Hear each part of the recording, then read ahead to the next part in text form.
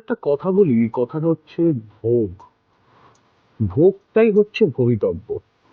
অর্থাৎ আপনার যদি ভাগ্যে ডিভোর্সের ভোগ থেকে থাকে, এই ভেবে আপনি বিয়ে করবেন না, তাহলে কিন্তু আপনি আপনার কর্ম থেকে দূরে পালিয়ে যাচ্ছেন।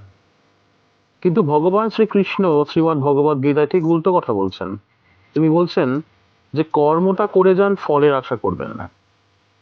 তাই কর্মটা কিন্তু করতে হবে। ডিভোর্স হবে বলে বা আজকালকার যুগে চিটিংবাজিটা বেশি হচ্ছে বলে যে আপনি ইনভেস্টমেন্ট করবেন না, বা রিলেশনশিপে চিট হচ্ছে বলে আপনি বিয়ে করবেন না, তাহলে কিন্তু আপনি কর্ম থেকে পালাচ্ছেন। সেটা কিন্তু ভগবানের প্ল্যানের অ্যান্টি।